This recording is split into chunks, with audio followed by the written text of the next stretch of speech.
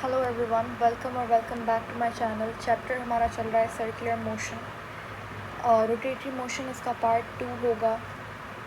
पहले rotatory motion को समझने के लिए आपको सर्कुलर मोशन वाला टॉपिक एकदम क्लियर होना चाहिए। इसके ऊपर हमने थोड़ी बात की थी, जहाँ पे हमने आर्क लेंथ और इस तरीके से जो भी छोटे टॉपिक्स हैं जैसे एंगुलर डिस्प्लेसमेंट वगैरह हो गया और उसके यूनिट्स रेडियन डिग्री को डिस्कस किया था। अभी तक हमने क्या चीज़ें डिस्कस की वो मैं यहाँ पे समराइज़ कर देती हूँ। चलें, सबसे पहले तो देखो, हमने देखा था कि कोई भी बॉडी अगर एक बॉडी मूव करती है पॉइंट ए से पॉइंट बी, उसने डिस्टेंस कवर किया सर्कमफेरेंस ऑफ द सर्कल पे, उसे हमने कह दिया आर्क लेंथ। ठीक है, अब जब भी एक बॉडी ने आर्क लेंथ यानी कि डिस्टेंस कवर किया सर्कमफेरेंस ऑफ द सर्कल के ऊपर, से हमने आर्क लेंथ नाम दे दिया। ठीक है, जब ये बॉडी मूव करती है पॉइंट ए से पॉइंट बी की तरफ, तो कुछ ना कुछ एंगल सबटेंड होता है सर्कल के सेंटर पे। ये जो एंगल बनता है, ये जो एंगल सबटेंड होता है, इसे कहा जाता है क्या? Angular displacement. ठीक है, और ये हमारे पास क्या है? एस से हम लोग डिनोट करते हैं किसको? आर्क लेंथ को। आर्क लेंथ का ऐसा यूनिट क्या होता है? मीटर। जबकि एंगुलर डिस्प्लेसमेंट का ऐसा यूनिट क्या होता है? रेडियन। और इसका नॉन ऐसा यूनिट जो कि ज़्यादा कॉमनली इस्तेमाल किया जाता है वो है डिग्रीज। ठीक है, इसका एक और यूनिट भी होता है जिसे रिवॉल्यूशन कहते हैं। इसके अलावा हमने कुछ इंपॉर्टेंट बातें डिस्कस की थी। अच्छा, जब बॉडी पॉइंट ए से चलना शुरू करेगी, वहाँ पे T1 हम लोग हमेशा क्या लेते हैं? ज़ीरो लेते हैं। T1 अगर आपको कहीं भी ज़ीरो मिले, T अगर आपको =0 मिले, इसका मतलब हमेशा ये होता है कि इनिशियल बात हो रही है। ठीक है, बॉडी ने उस पॉइंट से चलना शुरू किया होगा। फिर T2 आके कुछ भी आप यहाँ पे T कंसिडर कर सकते हो। इस केस के अंदर बॉडी मूव कर रही है इस डायरेक्शन के अंदर, यानी कि एंटी क्लॉकवाइज। एंटी क्लॉकवाइज का मतलब होता है बॉडी मूव कर रही है आउटवर्ड डायरेक्शन, यानी कि बॉडी की डायरेक्शन क्या होगी? आउटवर्ड होगी।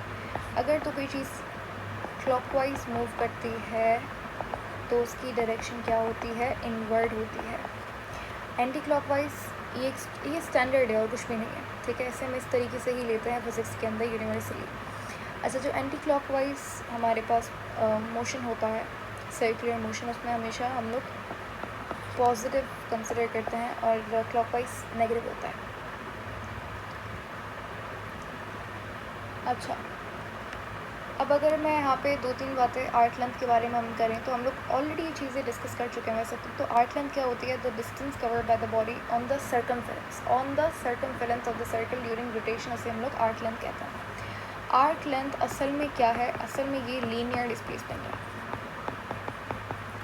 लीनियर डिस्प्लेसमेंट है तो अच्छा ठीक है, मान लिया हमने कि ये लीनियर डिस्प्लेसमेंट है। ठीक है, यही पार्ट जो मैंने इसको यहाँ पे बना दिया है, सही है।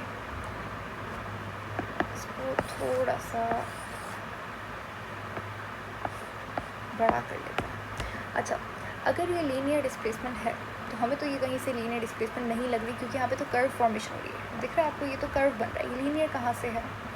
तो भाई आर्क लेंथ होती तो लीनियर डिस्प्लेसमेंट है, इसीलिए हम लोग हमेशा आर्क लेंथ को स्मॉल पार्ट्स के अंदर लेते हैं।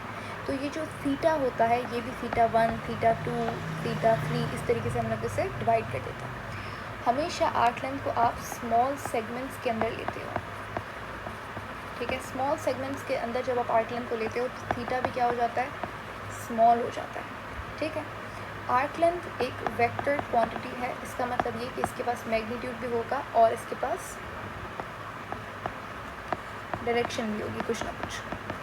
अगर मैग्नीट्यूड की बात करें तो आर्क लेंथ डायरेक्टली प्रोपोर्शनल होता है आर्क लेंथ का मैग्नीट्यूड थीटा फॉर्म। जितना बड़ा थीटा बनेगा उतनी ज़्यादा आर्क लेंथ होगी। ठीक है, अगर मैं प्रोपोर्शनलिटी का साइन यहाँ से रिमूव करूँ तो यहाँ पर हम लोग एक कांस्टेंट जो कि रेडियस हमने लिया, ठीक है, ये रेडियस है। रेडियस का डबल क्या होता है?